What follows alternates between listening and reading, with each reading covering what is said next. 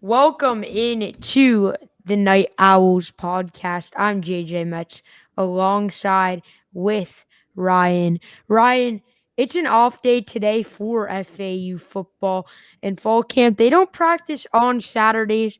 It's Saturday afternoon as we're recording it. How are you enjoying your off day? You've been at practice the last 3 days. So, how does it feel today? Yeah, I've had a good off day. I watched the Marlins today, and it's been nice to reflect on the past 3 days of FAU training camp. A lot of good signs. We checked out the offense, the defense. We spoke to the special teams coordinator and the DC yesterday. We've spoken to players the last 2 days, and on the first day, we got to speak with head coach Kitley. So it's been a really nice 3 days so far at training camp. Yeah, Ryan, great way to spend your off day. Marlins 6 straight series wins right now. Just 2 games or 1 game below 500, I believe. You're the Marlin expert. You can correct me on that. But Marlins are doing good, and that's good in South Florida, going from one South Florida team in FAU to another on your off day. You mentioned a lot of good signs from fall camp. What are some good signs that you've been seeing from FAU fall camp? Yeah, well, first off, it starts with Caden Veltkamp and Easton Messer, the big QB wide receiver tandem. Both of them transferring from Western Kentucky. Coach Kitley told us that they transferred together. It was a package type deal, and we've seen a lot of chemistry from them so far in camp. So I'm very excited to see what they'll do together. And Easton Messer got named to a preseason award watch list, I believe, 2 days ago. So yeah, I'm very excited to see them too. And also, we've been seeing there's some very good signs from the lesser known players. Assad Wasim had a big day on, I believe, day one of camp. I saw Jade Card make a very nice catch when he was running slant routes with Caden Veltkamp at QB. And yeah, that's most of what I've seen so far. The QBs are getting equal reps. And on the defensive side, a lot of just drills. We have not been able to see a scrimmage during our media session, but we've seen them simulating plays. We've seen the O line working with a black leverage ball, and we've seen the pass rushers on defense doing a ton of drills because one of the defensive coaches did mention that they're very focused on their blitz and improving that part of their game.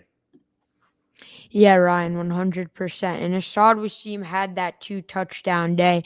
And as you mentioned, Coach Kitley said that the connection between Messer and Veltkamp is really good. They're roommates, they do everything together, and they're a package deal. We haven't seen a scrimmage, but in 2 weeks from today, FAU will have their first official fall scrimmage, and we're really going to get to hear a lot of answers on the team after that scrimmage. But you mentioned the QB room, and Coach Kitley said it is going to be, quote, a 5-man battle. Now, I think we can both expect former Conference USA Player of the Year last year, Caden Veltkamp, to be the week one starter in College Park against Maryland. However, we do have to take into account what Coach Kitley was saying. Do you think that was just coach talk and Veltkamp's going to be that week one starter? Or do you think that, there's an opportunity for someone else to be that week one starter? Yeah, I think in terms of week one, as long as Veltkamp stays healthy, he's going to be the guy. But there is some competition. Zach Gibson, I think, is the most notable competitor to Veltkamp in that QB room. He's a 6-year grad student. He's been with 3 different programs, including Georgia Tech. He also played with Georgia State last year. So there's definitely some competition. The rest of the QB room is a little weaker. Some more inexperienced guys. There's, I believe, 2 sophomores in the QB room behind Veltkamp and Gibson. But yeah, I mean, if Veltkamp performs poorly, which I don't expect at all, then Gibson could definitely give him a run for his job. Yeah, Gibson's been with Akron, Georgia Tech, and Georgia State. And as you mentioned, last year with Georgia State, he threw for over 1,000 yards. So if there was going to be a guy to step up and, have the challenge to maybe take over the week one starter, it's going to be Zach Gibson. Coach Kitley mentioned that after the first days of fall camp, and the first 3 days have already happened, he's going to evaluate all five of the quarterbacks in their battle, watch some film on each one of them from the first 3 days, and then make a choice with reps starting tomorrow. So tomorrow is going to answer a lot of questions of what is going to have the most reps. Who's going to have the most reps? Is it going to be Velkamp? Is it going to be Gibson? We obviously expect it to be Velkamp tomorrow, but we'll have to see. Ryan, Coach Kitley said the interior defensive line is going to be the one position group that surprises him. But you've been all around different position groups all 3 days of fall camp. You've walked around the defensive position groups, the offensive position groups. Yes, you spent most of your time watching the QBs and receivers, but has there been a position group that has really stood out to you? Do you agree with Coach Kitley with that interior defensive line position group is really going to surprise others, or has anything popped out to you? I mean, what's popped out to me has been the versatility of the skill position players on offense. Because we spoke to the special teams coordinator yesterday, and he said that there's a lot of guys in the mix. There's a lot of experienced veterans who want reps at kick returns and punt returns. A few of the guys he mentioned Jabari Smith. Um, and he also mentioned Jade Card. So it's going to be interesting to see who FAU goes with because they've got a lot of speedy players. And I just really like the versatility of this team because they have a pretty deep wide receiver room. And I think that'll help them not only on offense, but also on special teams. Yeah, and something that Coach Shove mentioned yesterday was that a bunch of the skill position versatile players could be that punt returner guy or that kick returner guy, whether that's Xavier Terrell, Jamari Sands, Assad Wasim, they all want to take reps at punt or kick returner, which is a huge positive sign from the FAU roster and the special teams unit because it shows the versatility in the skill position players. Now, Ryan, I want to ask you, who do you think should be the guy taking punt returns or kick returns? We talked to Coach Shove yesterday, and now that we're on the topic of special teams, who do you think that guy is going to be? To be honest with you, I'm not quite sure, but I'm pretty confident they're going to go with a rotation of guys. Jabari Smith, the sophomore, seems really promising. Last season, he had 296 receiving yards on 17 receptions. So as you can tell, he's kind of a fast guy who runs the deep routes because he averaged 17.4 yards per reception last season.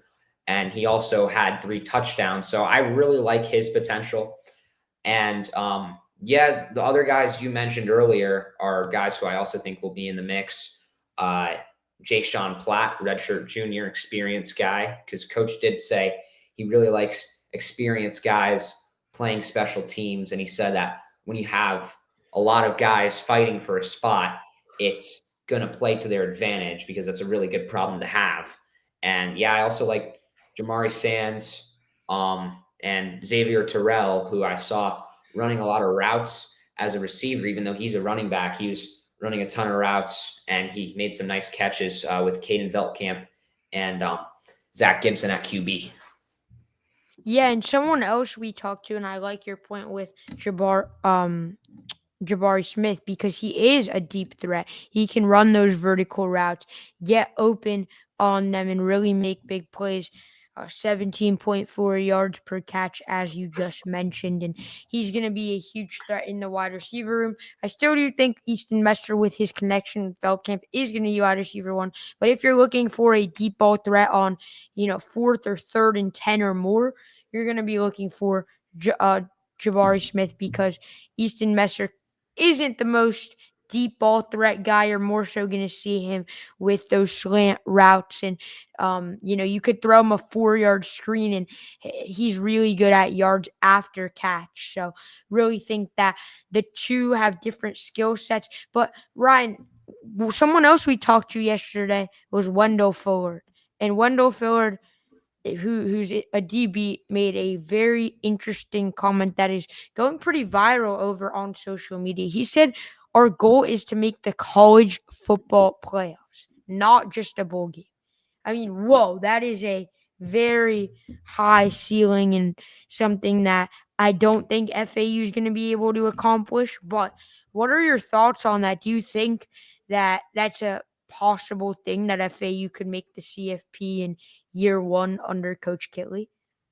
Yeah, I think it's a great thing to have a guy like Wendell Fillard, a grad student, one of the few grad students on this roster. He comes from Kaiser, so he's a local guy. He has a ton of experience, and it's great to have him as a leader in that defensive back room.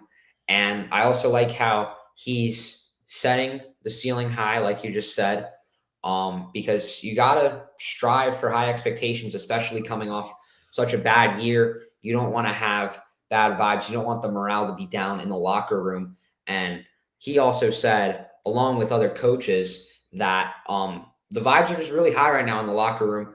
No one's thinking about transferring. No one's disappointed. So it's really nice to see FAU having a fresh slate after a disastrous season last year under former head coach Tom Herman. But they've pretty much refreshed their entire coaching staff. The only coach who was retained from last season is their running backs coach.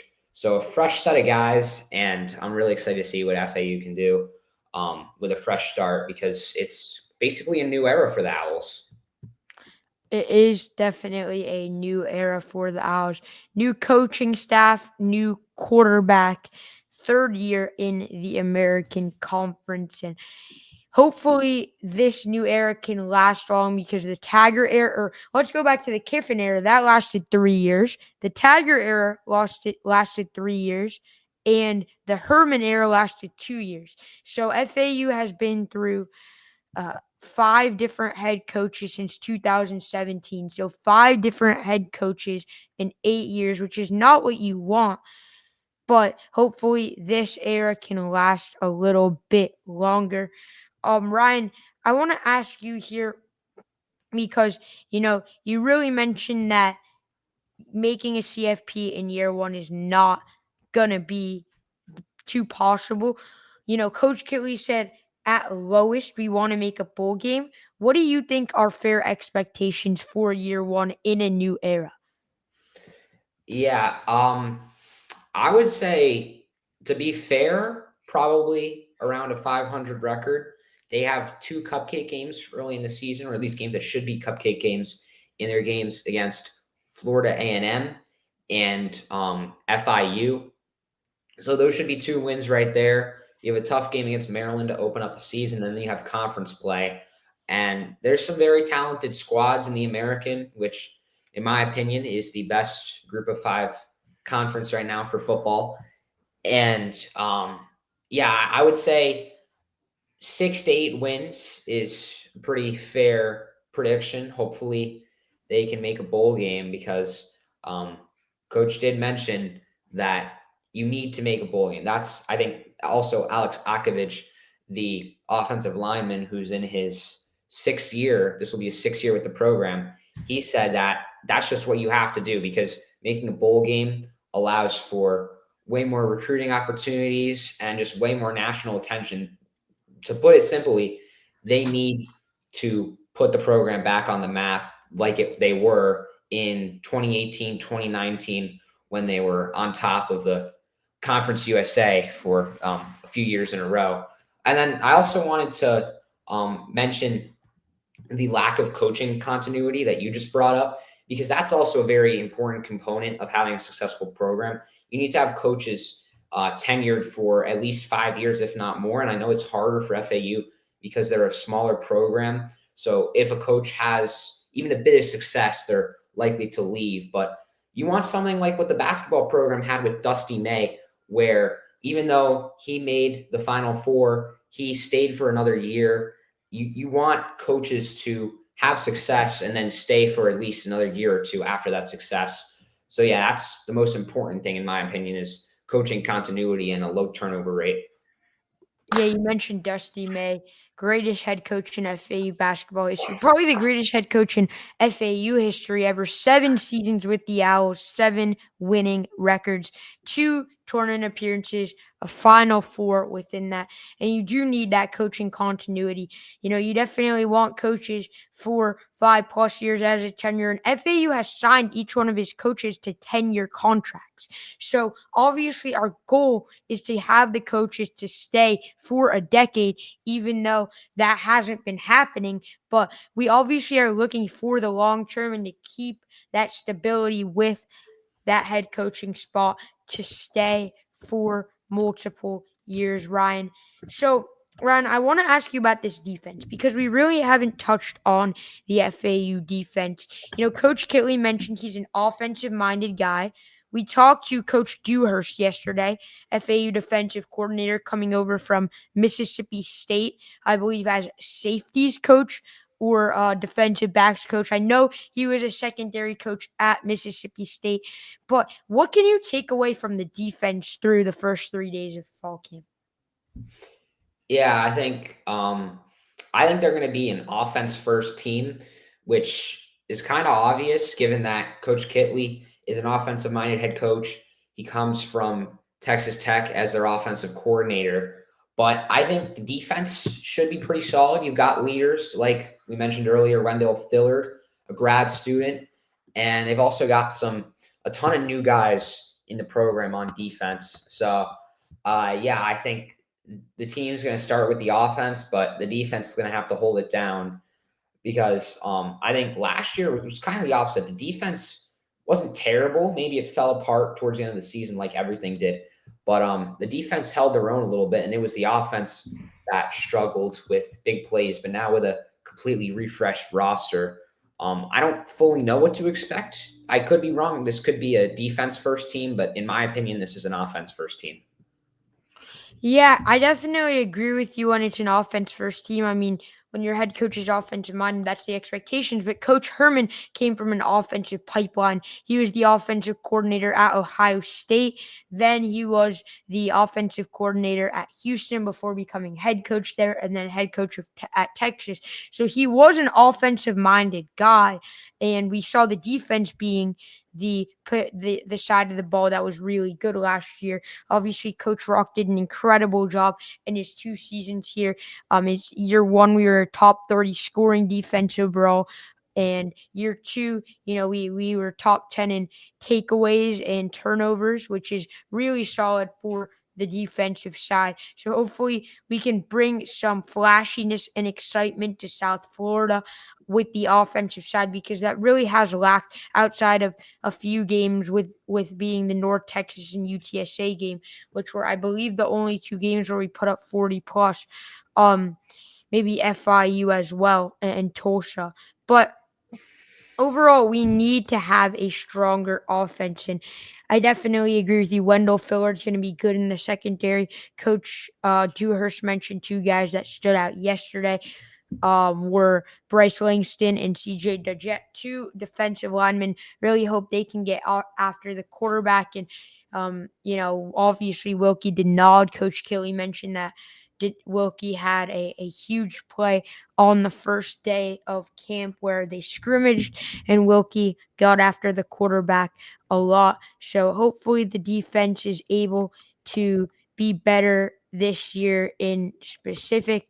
But Ryan, I want you mentioned the American Conference is the best group of 5 conference overall in that it's not going to be easy for FAU because they are in the best group of 5 conference. Now, if we look at the schedule over here, you mentioned 6 wins to 8 wins, which I think is pretty realistic. But um, what do you think could be some notable games from FAU this year where maybe they could surprise some people?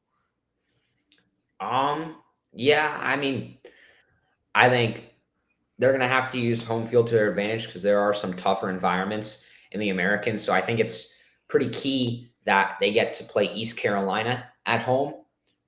That'll be their last game of the regular season. And it's always pretty tough to go into Dowdy Flickland Stadium, which is one of the biggest stadiums in the group of 5. So I think they could use that home field to their advantage. And I think the toughest game is going to be going into Tulane on November 15th and playing on the road in New Orleans. And also, they're going to have to go out to Navy.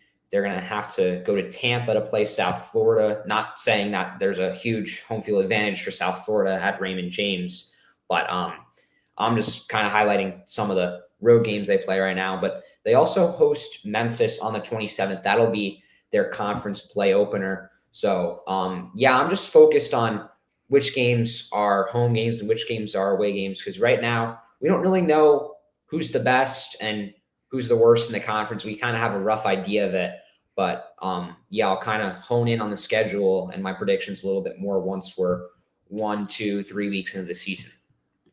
Yeah, 100%. You mentioned we don't have the best idea of it. Tulane comes in first in the preseason conference poll. Memphis comes in second, followed by, I believe it's Army or UTSA at 3. But you've been at fall camp. A lot of people haven't been at fall camp. A lot of FAU fans want to know what it's like. You know, um, have there been? Can you kind of describe how the energy is at fall camp from the coaches? You mentioned that there were times where the coaches were really intense at fall camp, really getting on some of the players. So, what are some experiences that you've seen or some stuff that's really important from the coaches who are giving some feedback to the players? Yeah, I think there's been a lot of loud coaching. I saw one moment specifically where a player was doing a drill wrong, and the coach was saying, "That's not how we do it here. That's how you do it at." And then he said his former school, I forget which school he comes from, but that was one moment I noticed a ton of aggression from the coaching staff. Also, a guy doing a pass rush drill tripped, and the coach kind of got on him about that. But yeah, it's just really important for the coaching staff, which is completely new this year outside of the running back coach. It's important that they can, you know, just develop a culture here, I think, because I mentioned before, there's been no continuity. So you want to develop a culture. You want your coaches to stay for a long time, and yeah, everything really starts with coaching and recruiting. Yeah, and Chris Perkins, you mentioned he does return as the running backs coach, which is a huge positive. The culture that I think Coach Kitley has mentioned is that we want to continue to be a tight knit group. And he mentioned in his press conference the word attack multiple times. He wants this to be an attack first football team. They're going to be really aggressive this season. This season's going to be super interesting and super excited. And right here at the Night Owls, we're going to be providing you full coverage of the whole season. That's Ryan. I'm JJ Metz, and this was our first podcast episode on the Night Owls. Make sure to support us by hitting that subscribe button and like and leave a comment. If you have any questions for Ryan and I, you can check out our written work at nightowls.com. That is nightowls.com. Thank you guys so much for watching. See you in the next one.